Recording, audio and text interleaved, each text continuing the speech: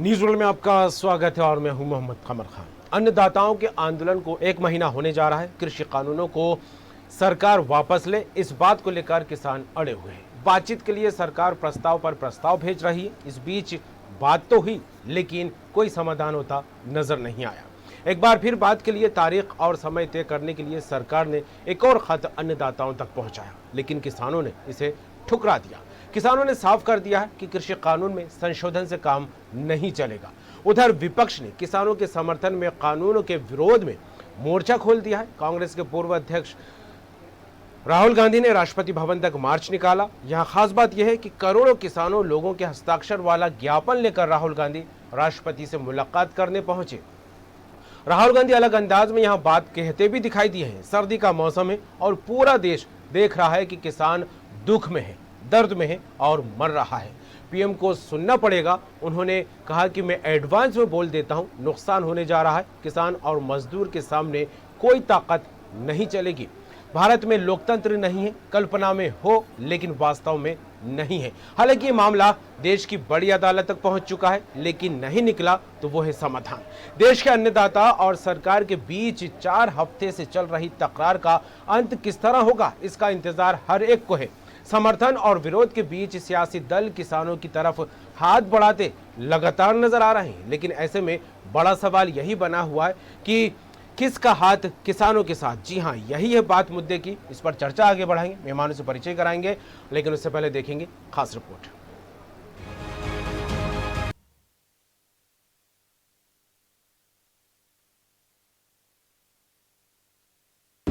कृषि कानूनों के खिलाफ कांग्रेस का मोर्चा। कांग्रेस नेताओं ने निकाला मार्च।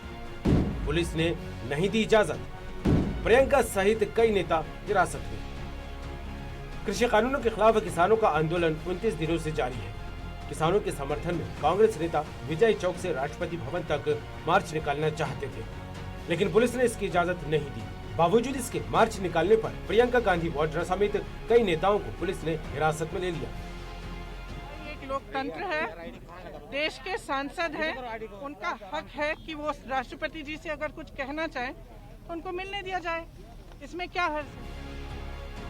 दूसरी तरफ राहुल गांधी और गुलाम नबी आजाद ने राष्ट्रपति से मिलकर किसानों के मामले में दखल की मांग की है। राष्ट्रपति भवन से निकलने के बाद राहुल गांधी ने कहा, किसान छोटे व्यापारी देश की अर्थव्यवस्था की रीढ़ है। अगर कृषि व्यवस्था को छेड़ा जाएगा तो इसका असर पूरे देश पर पड़ेगा, इसलिए ऐसे कानूनों को वापस लेना चाहिए। प्रधानमंत्री सिर्फ 2-3 लोगों को फायदा पहुंचाना चाहते हैं। You have an incompetent man who doesn't understand anything, running a system on the behalf of 3 or 4 other people who understand everything. And their aim is to take huge amounts of money from the poor people of India and put it in their pockets. And that is what we are fighting. And frankly, it doesn't matter what you think right now, because all of you will face this. There's not going to be a single person in this country who's not going to face this. If you're a farmer, you will face this.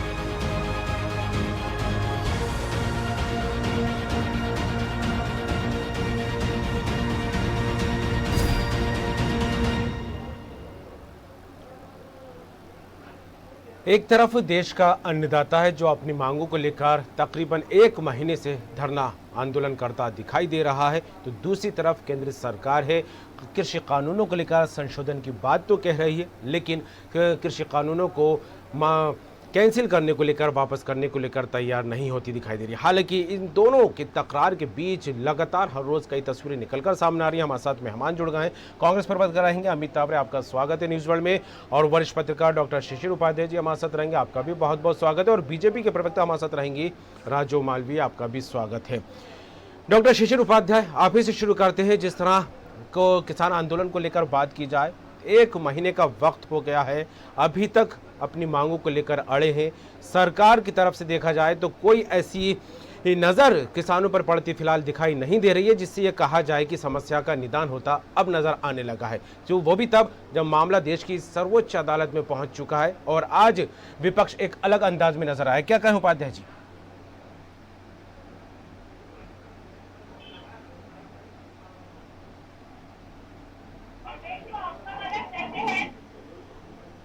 जी शिशिर जी, आवाज मिल रही है आपको?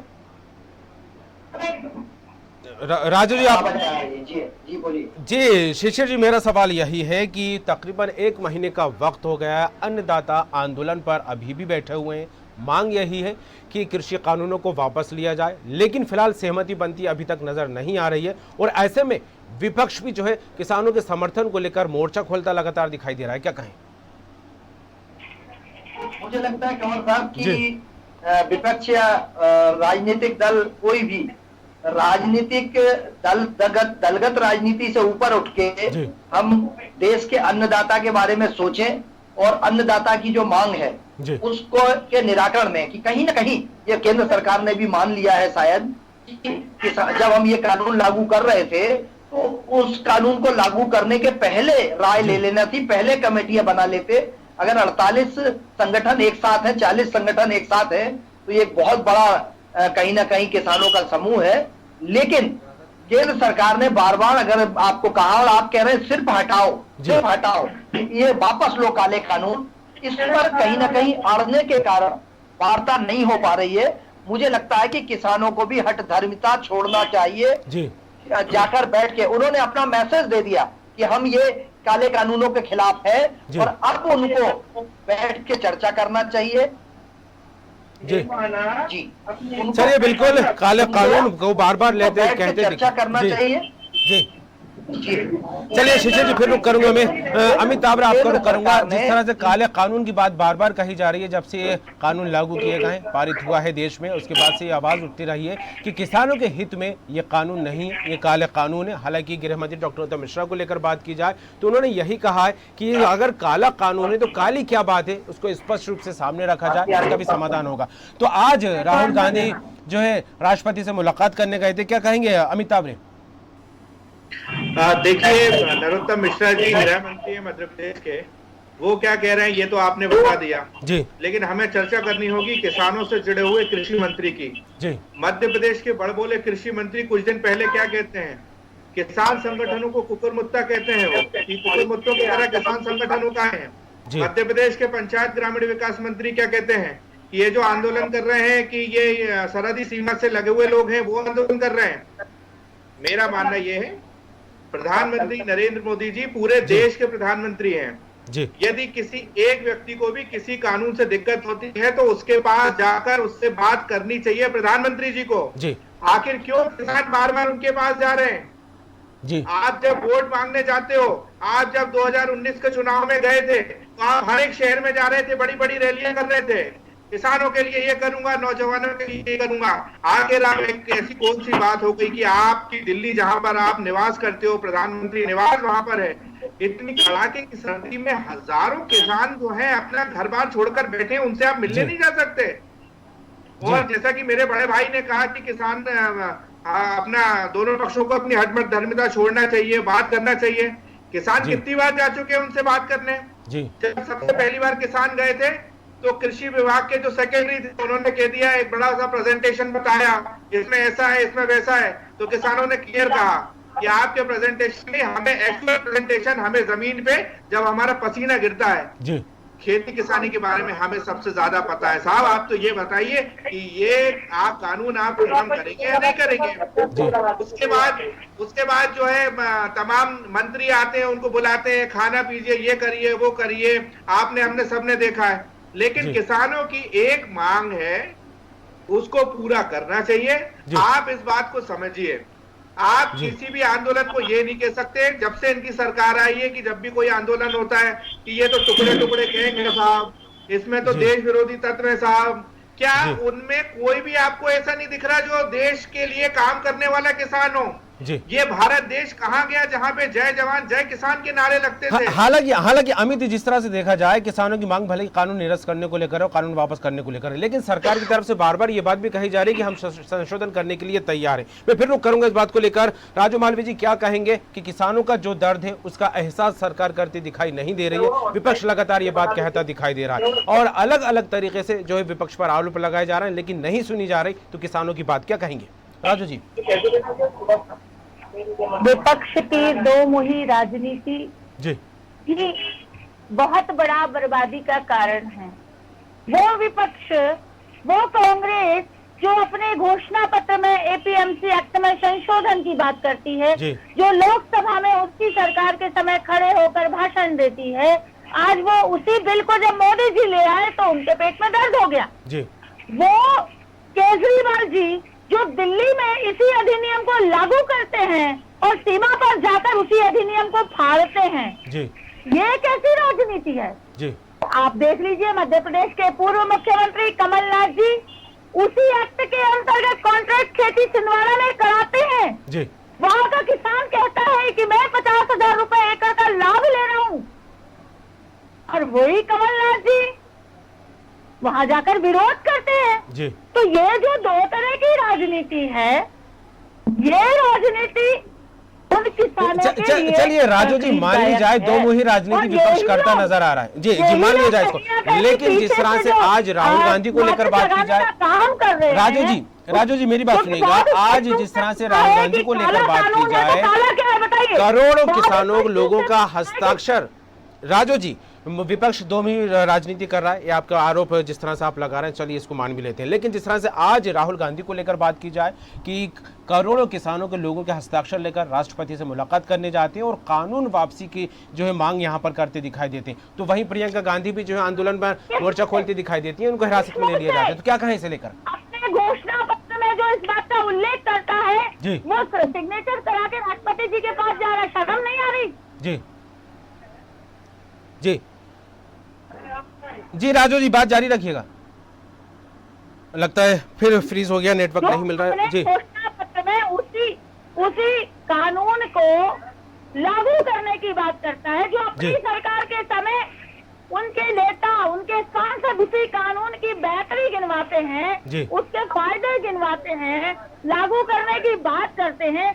आज वो किसानों के हस्ताक्षर करा के वहां जा रहे हैं और उसमें कितने सारे लोग, बिल्कुल कृषि मंत्री जी की बात अमित जी उससे कह रहे थे, लेकिन कृषि मंत्री जी ने बहुत सारी बातें सही कही कि अनेक ऐसे लोग हैं जो केवल माचिस की तीली लगाने का काम कर रहे हैं, अपनी राजनीतिक रोटियां सेकने के लिए, अपना अस्तित्व बचाने के लिए आप किसान को टारगेट करोगे, ये काम करोगे आप? चलिए तीली से बड़ी आग लगाने की तैयारी करता भले ही विपक्ष दिखाई दे रहा है, लेकिन सरकार वो बौछार क्यों नहीं कर रही जिससे ये आग सुलग ही ना पाए? मैं फिर रुक करूंगा। राजू जी क्या कहेंगे? शिशिर उपाध्याय जी, जिस तरह से पूछा है भाई साहब, हमने पूछा है क्या परिवर्तन चाहिए, आप चेंज बताइए।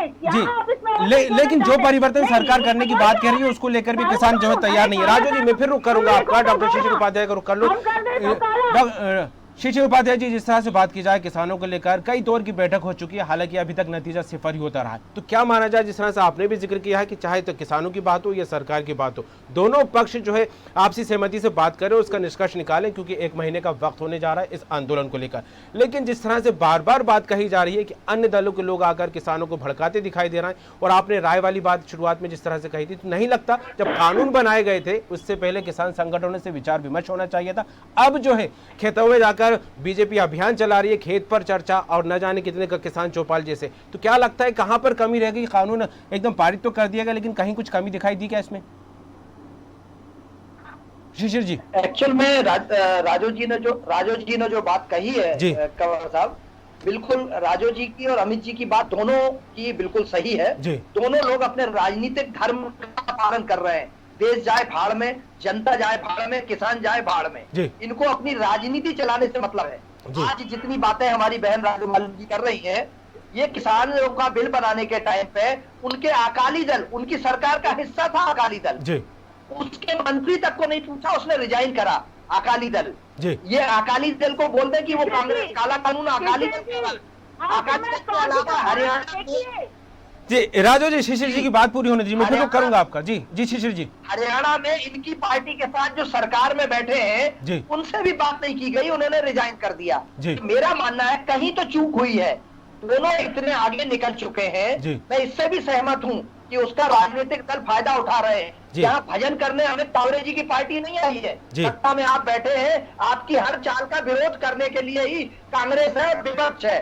आपको लगता है कि जो आपने कर दिया उसमें सुर में सुर मिलाने लगेंगे, तो इसके लिए अमित जी या राहुल गांधी या प्रियंका गांधी या कमलनाथ नहीं है, क्योंकि कल तक कमलनाथ की सरकार जब यहाँ थी 15 महीने, तो हर मुद्दे पे इन्हीं मुद्दों पर आपकी पार्टी विरोध करती थी। राजू जी, मेरा ये मानना है कि आपकी पार्टी के नेताओं को भी आगे आकर आज जो कर रहे हैं आप पूरे प्रदेश में, देश में, जो आप जन जागरण अभियान चला रहे हैं, मंत्री इतने हैं, किसानों से सीधी बात कर रहे हैं, अगर पहले कर ली होती, मैं किसानों की बात पे भी कह रहा हूँ, किसान भी हड़तालिमिता करते हैं, उन्होंने अपनी बात रख दी है। आप वो सरकार से ये कहें कि अब आप इसमें जो इन संशोधनों को उन्होंने लिखित में भी दिया है, लेकिन जो परिस्थिति बन रही है, ये अहंकार टकरा रहा है चीजों का। मैं टिकैत साहब को किसान नेता नहीं मानता, टिकैत साहब सब पति खैरपति है, मैं दूसरे कक्का जी किसान नेता बिल्कुल, जो किसान इतने बड़े लाभ लग, आप बताइए कंवर साहब, वहाँ जो जिस तरीके की 5 स्टार कल्चर लगी है, वहाँ तरीके जी।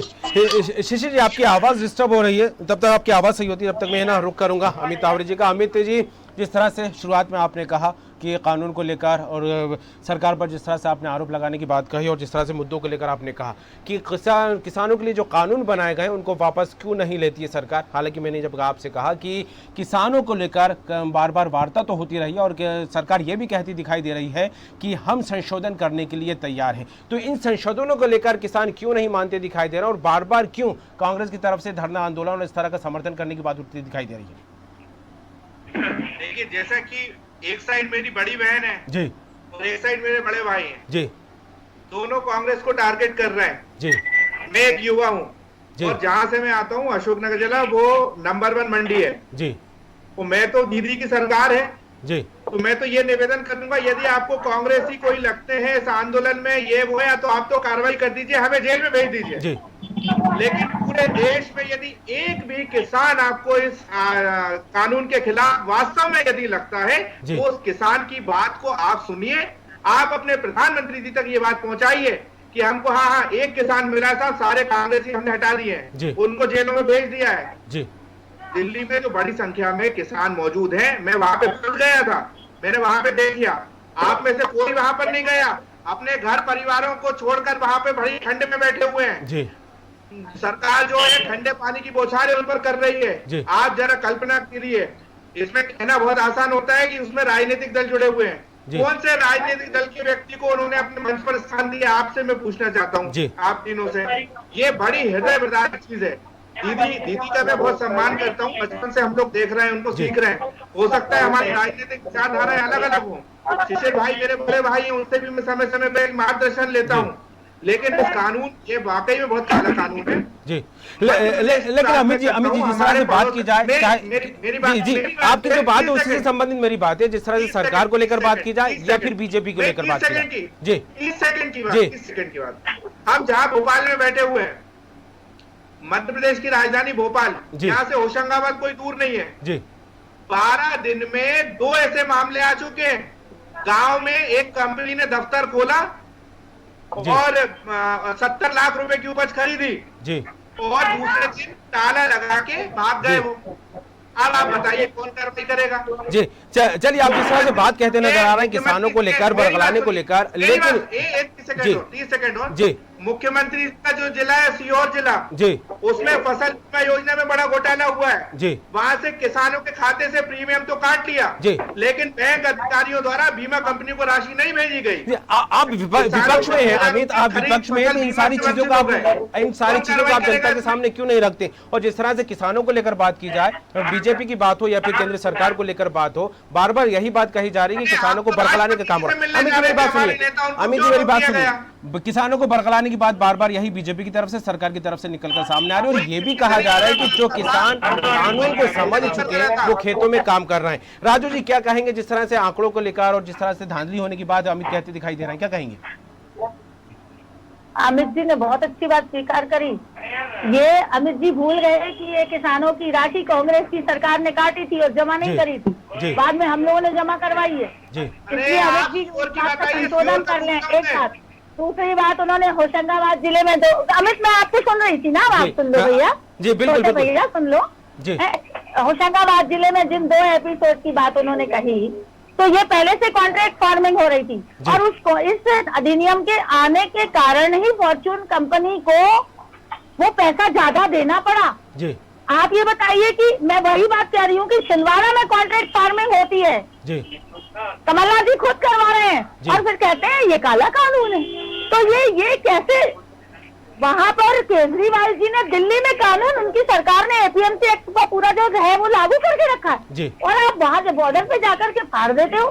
तो ये जो चीजें हैं जी, ये कहीं ना कहीं इनकी मानसिकता को बताते हैं, इनको उसको बताते हैं कि आप एक तरफ कुछ कहते हैं, दूसरी तरफ कुछ कहते हैं। और हमने कहा है, देखिए हम देश के अन्नदाता के प्रति पूरे आप तो बताइए कि आपको क्या चाहिए, हम देंगे ना। हमने कहा आप कौन सा संशोधन चाहते हैं, हम करेंगे जी। हमने कहा आप लिख के चाहते हैं, हम लिख कर देंगे जी। लोहे के बैरिकेड बिल्कुल वक्त कम है, आप ही करने वाला था शिशिर जी, जी है ना। जी शिशिर जी, राजू जी शिशिर जी कुछ कहना चाह रहे हैं। राजू जी शिशिर जी क्या कहना चाह रहे थे आप? परिणाम नजर आएगा, आप देखिएगा। राजू जी बॉर्डर पे आतंकवादियों को रोकने के लिए जिस तरीके की फेंसिंग की जाती है, वैसी फेंसिंग और बड़ी बाढ़ लगा के जाले डाल के और पानी की बौछार करके लठ चला के ऐसे ही अन्नदाता को रोकते हैं हम। जय जवान जय किसान का नारा देते हैं। ऐसी परिस्थिति क्यों बनी, इस पर भी कभी सोचा है आपने? क्या वजह है? बिल्कुल एक बड़ा सवाल है। राजू जी क्या कहेंगे इसे लेकर? बिल्कुल सोचा है, सारी चीजें देखनी है, सारी चीजों से सरकार भी बात करने को तैयार है। लेकिन उसके बाद जब आप अति करते हैं, उसके बाद जब शिशिर भैया मेरी बात का जवाब आप पहले दे चुके हैं, लेकिन आपकी आवाज क्लियर नहीं थी, तो कृपया उस बात को दोहरा दीजिए। तो मैं समझती हूँ आपकी बात जनता सुनना चाहती है, उसको आप दोहराइए कि वहाँ का माहौल क्या है, वहाँ क्या परिस्थितियाँ। आप मेरी बात का जवाब खुद ही दे चुके हैं इस बात का। चलिए बिल्कुल वक्त कम है राजू जी, इस चर्चा को, इस बहस को जरूर आगे बढ़ाता। अमित तावरे से भी एक प्रतिक्रिया लेता, लेकिन अंतिम प्रतिक्रिया लूंगा डॉक्टर शिशिर उपाध्याय जी से। उपाध्याय जी, जिस तरह की बातें की जाए, कानून के फायदे पुरजोर तरीके से, चाहे सरकार के से जुड़े लोगों की बात हो या फिर बीजेपी की बात हो, किसानों तक पहुंचाने की बात कहती नजर आ रहा है। और ये भी कहा जा रहा है कि जिनको कानून समझ में आ चुका है वो किसान अपने खेतों में काम कर रहे हैं, न कि आंदोलन का हिस्सा बनते दिखाई दे रहा है। लेकिन इन पूरी तमाम परिस्थितियों के बीच जो अन्य राजनीतिक दल है किसानों के लिए हाथ तो बढ़ाते दिखाई दे रहा है, लेकिन सवाल यही है कि किसका हाथ किसानों के साथ। क्या कहेंगे कम शब्दों में? मुझे लगता है कंवर साहब कि इसमें सब अपने अपना लाभ हानि देख रहे हैं, और जिसको ऐसा लगता है, उन्हें पहले लग रहा था कि किसान नहीं, कांग्रेस को लगा कि यार ये तो आंदोलन लंबा खिंच गया, अब हमें भी फॉर्मेलिटी करना चाहिए। कांग्रेस अपनी फॉर्मेलिटी करने लगी, केजरीवाल जी अपनी फॉर्मेलिटी करने लगे, और भाजपा को बहुत उम्मीद थी कि बड़ी जल्दी ये लोग यहां से वापस चले जाएंगे। लेकिन ये सच्चाई है कंवर साहब कि जिस तरीके के मेरे दोस्त, मेरे छोटे भाई अमित तावरे जी वहां गए थे, इनको पता है कि वहां जिस तरीके से लग्जरियस लाइफ जी रहे, जिस तरीके से वहां के उनके टेंट है, जिस तरीके से आंदोलन वो 1-2 साल नहीं हटा सकते, इनको पैसा कौन दे रहा है? तो मुझे किसान अन्नदाता बड़ी मुश्किल से अगर घाटे से चला रहा है अपना कार्यक्रम, तो वो नहीं रह सकता है ऐसी लाइफ में। लेकिन आंदोलन के पीछे जरूर कोई ऐसा रोल है जिसकी वजह से आज ऐसा लग रहा है कि ये आरोप लगाना पड़ रहा है भाजपा को। और भारतीय जनता पार्टी तो आज की स्थिति में कोई भी अगर उंगली दिखा दे तो उसको सबसे पहले देशद्रोही की स्थिति ला दी जाती है और कह दिया जाता है कि कांग्रेस इसके पीछे है। अगर कांग्रेस पीछे है तो आपकी सरकार है, हरियाणा में आपकी सरकार है, देश में दूसरे पूरे राज्यों में सरकार आपकी है, तो ऐसे आंदोलनों की भनक आपको क्यों नहीं लगी? और वो दिल्ली तक कैसे पहुंच गए, पहले ही क्यों नहीं मना लिया गया? तो लेकिन उसका जवाब भी है राजू जी कि आपकी सरकार में, आपके केंद्र में, आपकी सरकार में शामिल अकाली दल को ही नहीं मना पाए, आप हरियाणा विकास पार्टी को नहीं मना पाए जो आपके साथ सरकार में। चलिए बिल्कुल, अब देखने वाली बात होगी। मान मनोबल तो चल रहा है, बार बार जो है संदेश पहुंचाया जा रहा है, निमंत्रण दिया जा रहा है। राजू जी, वक्त निकल रहा है, मैं आपसे जरूर प्रतिक्रिया लेता, लेकिन जिस तरह से बार बार सरकार की तरफ से निमंत्रण तो दिया जा रहा है, संदेशा भी पहुंचाया जा रहा है, लेकिन आगामी दिनों में संदेशों को लेकर कांग्रेस हाल ही अभी का जो ताजा मामला देखा जाए तो ठुकराते नजर आ रहा है। आगामी दिनों में किसान क्या कदम उठाएंगे आगे देखने वाली बात होगी, लेकिन जिस तरह से देखा जाए अन्य राज्यों से भी किसान धीरे धीरे जो है दिल्ली का रुख करते दिखाई दे रहा है। तीनों ही मेहमान, कांग्रेस प्रवक्ता अमित तावरे और बीजेपी प्रवक्ता राजू मालवीय जी, आपका बहुत बहुत शुक्रिया। वरिष्ठ पत्रकार डॉक्टर शिशिर उपाध्याय जी, आपका भी बहुत बहुत शुक्रिया। तो जिस तरह तरह से किसान आंदोलन को लेकर बात की जाए तो 1 महीने का वक्त होने वाला है और ऐसे में हर एक राज्य से, खास करके पंजाब के अलावा देखा जाए हरियाणा और अन्य राज्यों से भी धीरे धीरे किसान जो है दिल्ली का रुख करते दिखाई दे रहा है। 26 दिसंबर को पंजाब के खनौरी से, 27 दिसंबर को हरियाणा के डबवाली से 15-15 हजार किसान जो है दिल्ली का रुख करते दिखाई देंगे, रवाना होते दिखाई देंगे। तो इन तस्वीरों को देखकर, इन बातों को देखकर यह अंदाजा लगाया जा सकता है कि यह आंदोलन धीरे धीरे बड़ा आकार लेता दिखाई दे रहा है और अब सबकी जो निगाहें टिकी हुई हैं, सबको जो इंतजार है तो इस बात का है कि आखिर सरकार और इन अन्नदाताओं के बीच चर्चा होगी तो कब होगी, और अगर चर्चा होती है तो इसके बाद क्या कुछ निराकरण निकल कर सामने आता है। बात मुद्दे की में फिलहाल इतना ही, दीजिए इजाजत, बाकी खबरों के लिए देखते रहिए न्यूज़ वर्ल्ड।